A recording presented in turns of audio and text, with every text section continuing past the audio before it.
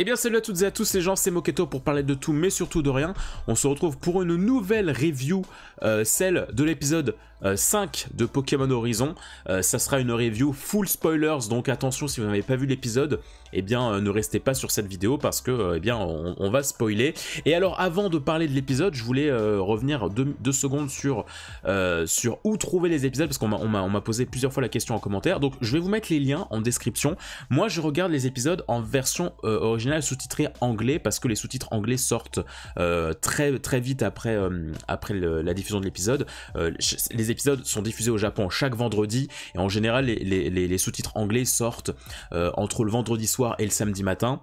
Donc moi je les regarde en version en sous-titres anglais, mais vous avez aussi les sous-titres français faits par la Pokémon Fansub, mais eux ils sont un peu plus en retard sur la sortie des épisodes, mais en tout cas voilà, vous avez tous les liens en description, vous avez le choix, voilà, si jamais vous avez un peu de retard, bah, vous pouvez maintenant, vous pouvez aller attendre la sortie VostFR et puis revenir sur mes reviews plus tard, c'est vous qui voyez. Alors, ce 5e épisode de Pokémon, déjà je suis content parce que, encore une fois, comme dans la lignée des précédents, on perd pas de temps et en fait on est très vite dans le vif du sujet et en même temps ça prend quand même son temps. C'est-à-dire que dès l'introduction de l'épisode, on a Roy qui débarque déjà dans le bateau et veut retrouver le Chochodile comme ça d'un coup, enfin pas d'intro, c'est vraiment la suite mais direct quoi. Il y a pas de temps mort, c'est hop, je veux l'avoir comme partenaire, et puis et en même temps ça prend son temps parce que j'aime bien le fait que tout le long de l'épisode il va être question de comment appréhender Chochodile, comment rentrer en contact avec lui. J'ai beaucoup aimé cette notion qui est revenue de comment s'accorder en fait avec son Pokémon pour qu'il accepte qu'on soit son partenaire. C'est pas juste je lance la Pokéball et puis c'est bon, il est à moi. Non, faut comprendre que oui, j'ai envie qu'il soit mon Pokémon, mais il faut que lui aussi il ait envie que je sois son dresseur pour que ça puisse se faire. Et donc ça j'ai bien aimé. J'ai bien aimé que ça prenne son temps là-dessus, ça change et ça fait plaisir. Et autre chose que j'ai particulièrement bien aimé dans cet épisode, c'est le côté très protecteur des adultes dans l'équipe dans l'équipe de l'équipage. J'ai trouvé ça trop mignon en fait. Pareillement, c'est un truc où t'as pas forcément l'habitude que les personnages adultes soient autant protecteurs, autant bienveillants, autant pédagogue envers les enfants. C'est-à-dire que dès qu'il y a le moindre danger, dès qu'il y a les ennemis, hop, ils sont là, non, vous vous occupez pas de ça, nous on s'occupe de ça. Et puis même en plein combat, t'as notamment le plus flagrant, c'est Fried qui, même en plein combat, il est là en mode oh, attention, faut que je fasse gaffe et tout à ce que font les enfants. Je combats avant tout pour les protéger plutôt que pour l'amour du combat, quoi. Et ça, je trouve ça cool. Je trouve ça cool parce que c'est vrai que d'habitude dans les épisodes de Pokémon c'est un peu genre je fais mon combat, je suis concentré sur mon combat et puis ce qui se passe à côté avec les enfants, même si vous êtes des mômes de 10 ans, mais c'est pas grave, si vous manquez de vous faire écraser par un Onix, voilà, vous vous débrouillez quoi. Non, là il y a vraiment ce côté on veut prendre soin des deux enfants. Et puis ouais, Fried il a tellement un côté protecteur envers Liko. J'aime trop la scène où ils vont chez le grand-père et puis le grand-père leur propose de rester un peu longtemps et puis Fried il est là non et tout, faut qu'on y aille, faut qu'on aille réparer le bateau et puis hop il jette un œil à Liko et il la voit en train d'étudier le Krabi, en train de consulter son Pokédex et puis il est là et puis au final bon allez je peux bien rester un petit peu plus. Et ça je trouve ça trop mignon. Je trouve ça trop mignon qu'il soit autant bienveillant, autant il est très putain je trouve pas mon mot, putain ça m'énerve.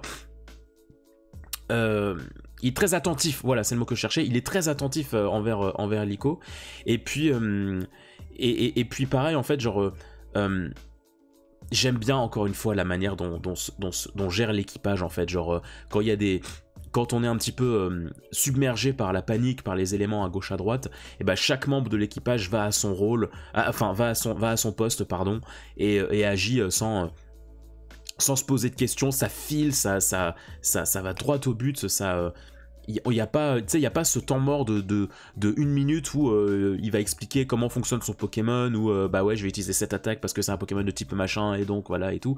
Non, c'est vraiment, on agit, on se pose pas de questions, et puis c'est comme ça. Et puis pareil, il y a des détails que je trouve trop chouettes, bah voilà, comme je disais, Liko qui consulte Krabi, mais on s'arrête pas 10 milliards de temps dessus, c'est-à-dire que voilà, on sait ce que c'est un Krabi, donc on va pas faire toute la description du Pokédex. Tu la vois qui continue un petit peu son apprentissage attentif envers les Pokémon. J'aime beaucoup aussi les petits moments de tuto de la VTubeuse là avec le canard là, Coiffeton, pardon. Je trouve ça trop cool, je trouve ça trop chouette, parce que je trouve ça trop pertinent de la manière d'expliquer l'univers sans pour autant trop s'arrêter dessus et donc casser le rythme de l'intrigue. Je trouve ça vraiment cool. Et puis alors moi je trouve ça intéressant la manière dont sont amenés les Explorers pour l'instant, enfin du coup l'organisation ennemie, parce que ils ont pas cette vibe de la team Galaxy, team Aqua, team Rocket et tout, hyper malveillant et tout. Tu sens qu'ils ont juste, ils se contentent de leur mission, on veut retrouver le pendentif. Mais en fait, dans leur manière d'agir, tu sens qu'ils cherchent pas forcément la castagne, et moi ça m'étonnerait pas que dans le fond, ce soit pas une si mauvaise organisation. Alors après, je dis ça, c'est de la théorie, ça se trouve, je dis n'importe quoi, mais plusieurs fois, ils sont là juste, donnez-nous la fille avec le pendentif, c'est tout ce qu'on vous demande. Donnez-nous, s'il vous plaît, la fille avec le pendentif. Et bah forcément l'équipage répond non. Bon bah ok, bah du coup on va devoir vous affronter. Mais ils sont pas dans la brutalité, ils sont pas dans le ouais, on est des criminels et tout. Genre, moi ça m'étonnerait pas que, je sais pas, qu'ils ont besoin du pendentif, mais pour une noble cause, entre guillemets, tu vois. Parce que bah ils m'ont pas l'air violents. Et puis moi pareil, ça m'étonnerait pas que Amaecio, c'est ça, Amaecio, j'ai trop mal avec son nom, ça m'étonnerait pas qu'il devienne un bon personnage, un allié au bout d'un moment, quoi, parce que tu sens que dans le fond il a pas l'air il a pas l'air si mauvais. J'ai bien aimé la fin de l'épisode, comment il y a plein de choses qui se passent en parallèle. La manière dont sont utilisés les Pokémon sauvages, la manière dont c'est agencé, en même temps il faut amener les Pokémon sauvages pour réparer le bateau, mais en même temps il faut les protéger des explorers, en même temps il faut protéger les enfants des explorers. Vraiment, je trouve que le climax de l'épisode était assez... t'étais vraiment dedans, quoi. Ça c'est rythmé, les choses s'enchaînent, ça crée une vraie tension, avec en plus un petit cliffhanger à la fin. Donc non, franchement, j'ai trouvé ça très cool. Et puis, encore une fois, le truc, c'est que j'aime ce décalage qu'il y a entre Liko et Roy et l'équipage. J'aime beaucoup le décalage entre les deux types de personnages, parce que t'as vraiment l'équipage qui, eux, n'hésitent pas, ils sont vraiment dans le... on a fait ça toute notre vie, on est des pros, on enchaîne et tout. Et les deux dresseurs qui sont dans leur... qui découvrent tout ça et qui... Putain, franchement, la scène où tu les vois, là, vous voyez le screen où ils sont vraiment tremblotants, et puis... alors oui, c'est réglé un peu rapidement, parce que voilà, il a dit, ouais, du moment que les Pokémon sont avec nous, bah tout va bien, et puis ils reprennent courage très très vite. Alors oui, ils reprennent courage et confiance très très vite. Mais il n'empêche que l'épisode a pris le temps de nous montrer que ce sont quand même des gosses. Ce sont des gosses, et que donc, dans une situation comme ça, là, où il y a une organisation qui veut capturer Liko, et ils sont complètement dépassés par les événements, bah il y a quand même ce moment où putain, c'est pas rassurant, quoi, ce qui se passe. Et moi j'aime bien que l'animé il prend le temps de nous balancer ça, parce que ça crée encore une fois du réalisme. Ça fait qu'on est dans une intrigue terre à terre où, oui, ce sont des enfants, ce sont des débutants, donc quoi de plus normal? Ce qui est pas normal, c'est au contraire, c'est des gosses de 10 ans qui sont en mode finger in the nose. J'ai pas peur de la Team Rocket, j'ai pas peur d'escalader un immeuble, je sais pas moi, avec mes Pokémon et tout, et puis YOLO, je vais affronter des brigands, quoi. Non, là c'était bien. Je trouve que c'était bien fait. Et puis pour l'instant, j'aime bien l'entente qu'il y a entre Liko et Roy. J'ai trouvé ça trop mignon le moment où Liko essaye d'apprendre à Roy comment se lier avec un Pokémon, parce que c'est vrai que si ça avait été...